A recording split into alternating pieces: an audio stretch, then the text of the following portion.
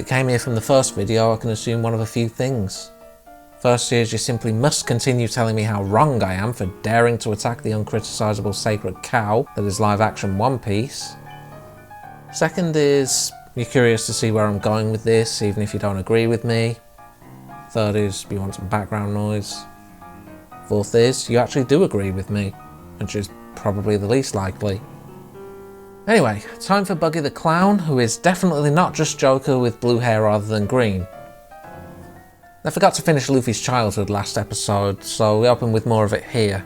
It just reminds me I'd really rather prefer a more linear method of storytelling to this.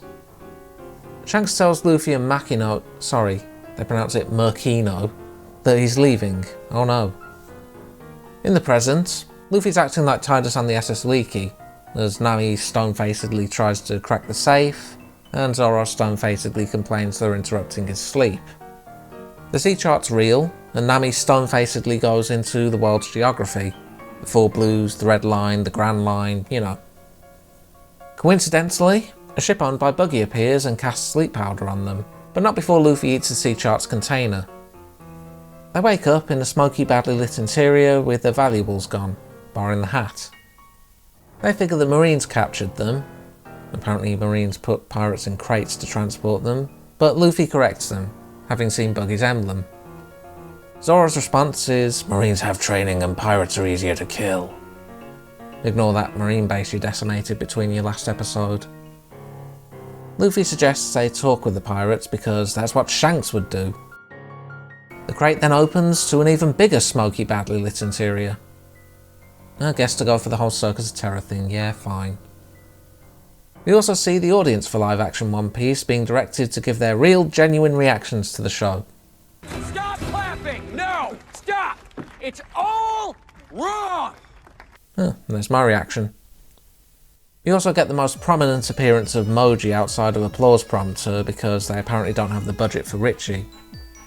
Buggy then lists off a bunch of his manga nicknames because Matthew has to remind you he's the superfan.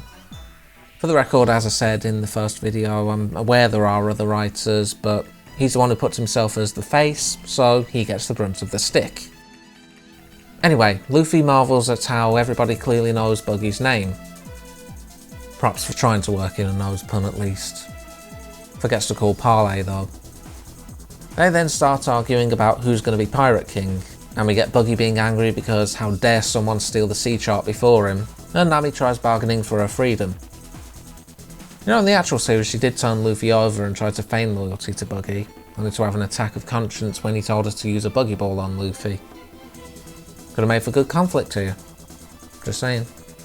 Speaking of Buggy Balls, she runs out a few feet after causing a distraction, sees Orange Town's remains, and immediately gets dragged back inside and carried off with Zoro. Enter the most eye-rolling part of this adaptation, the Kobe Garp B-plot. Gotta raise the stakes and have a conflict with teeth, according to Maeda. Even Oda didn't really want this according to his words, politely phrasing it as him being gun-shy, which kind of says to me it was less Oda approved and more if it'll shut you up and move this production forward then fine. Ignore that this also eats into the already tight amount of time you've got to adapt nearly 100 chapters in about 40% of the time the anime had. I feel like being extra vindictive too, so in this episode their screen time amounts to about 7 minutes that probably could have been used elsewhere. Anyway, enough of the tangent. Kobe's enlisted. Somehow. Oh, I punched out your son, can I join the Marines? Even if he obviously didn't say that, Helmeppo's exactly the kind of snivelling sneak who'd rat him out with, "He punched me."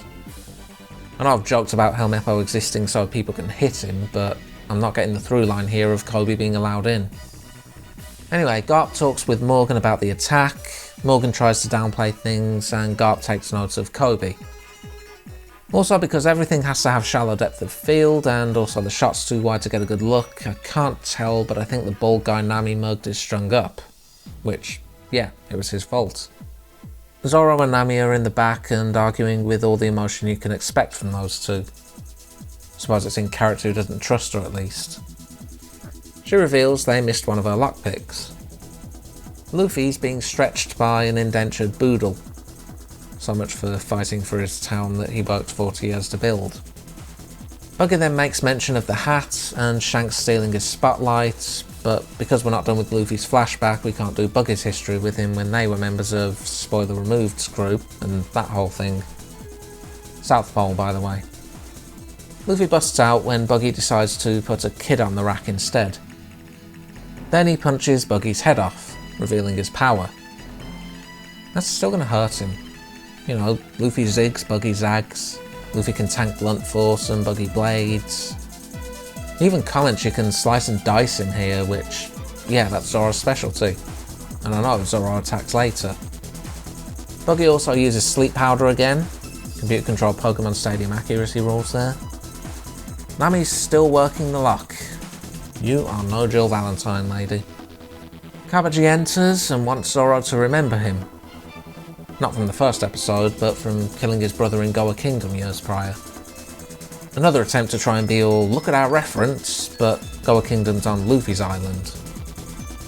Also, age of the actor aside, Zoro's 19, so what was he, 15, 16 when that happened?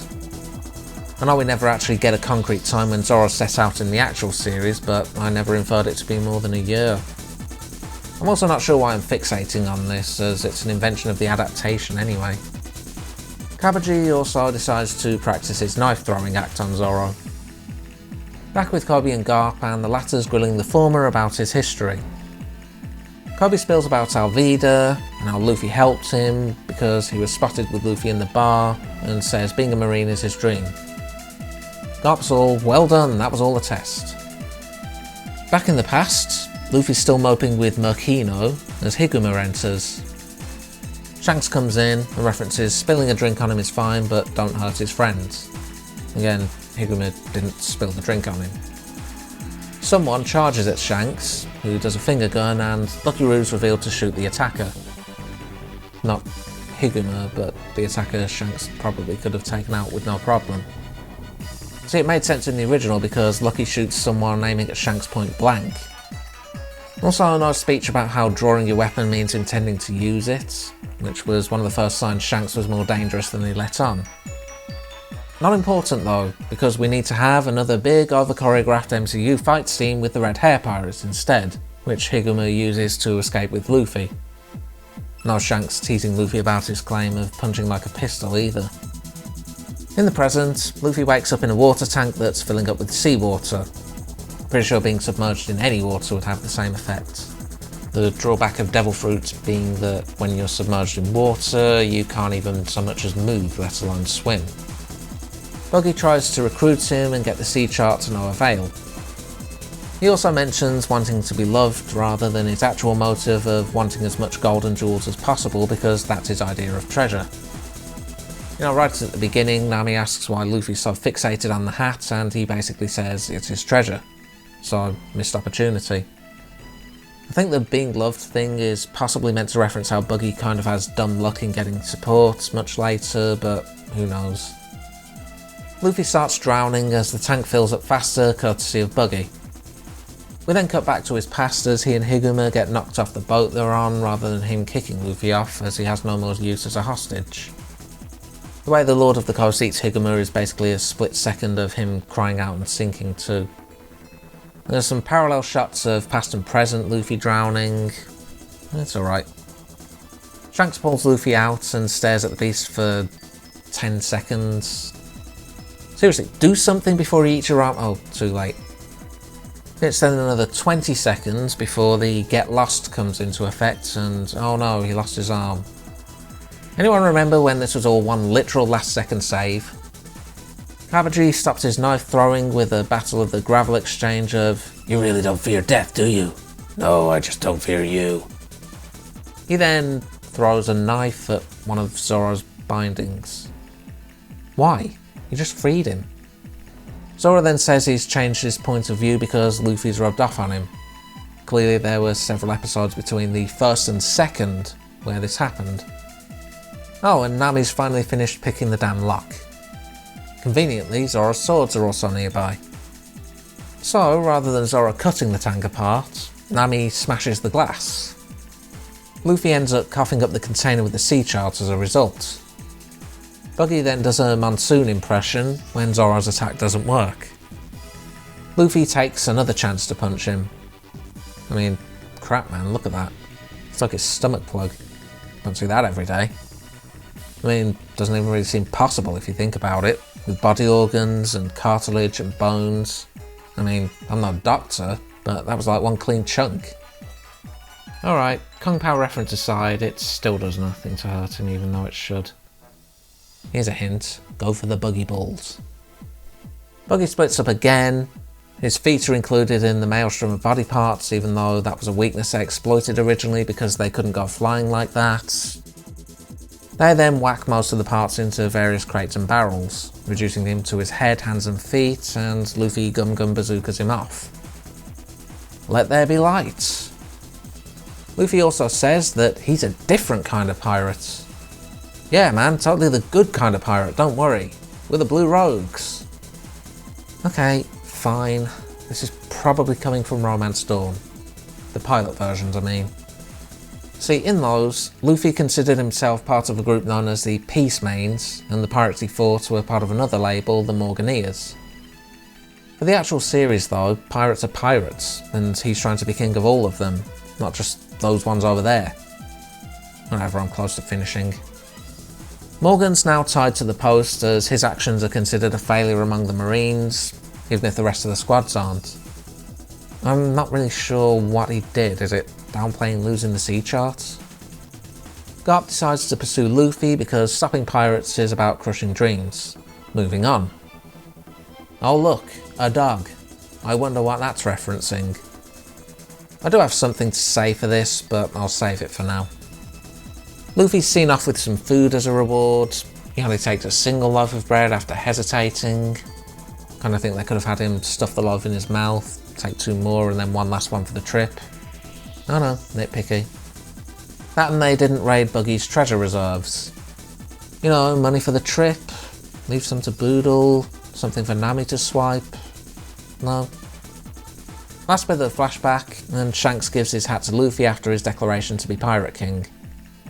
Nothing offensive, but it's still basically just the same Shanks that this adaptation presents. Nami fixes Luffy's hat from Buggy's battle damage. Luffy looks into the camera again as he quotes Shanks to Zoro about how the easy path is the wrong one. Nami was also entrusted with the sea chart, but she goes and calls someone up with a transponder grub to inform that she has it. Not sure why he'd need it if he's from the Grand Line, but whatever, I'm done. Well, I suppose Buggy's actor is having fun. Still basically just blue haired Joker, even with the singular nose joke. I suppose the Chop Chop ability looks okay, but that just might be the bad lighting shielding it. I'm still just not getting One Piece from this, just an MCU writer's fanfiction depiction. No rage baiting from Luffy to Buggy either in the final fight, not one "hey big nose" or anything. Still not sure what exactly Morgan did wrong here beyond downplaying what Luffy did and letting his sea chart getting stolen after being beaten. Never going to know now, given he disappears after this episode. At least from here on I can do the next videos in blocks of 2 episodes, as I'm going arc by arc, though I do fear my sanity at getting through them 2 by 2.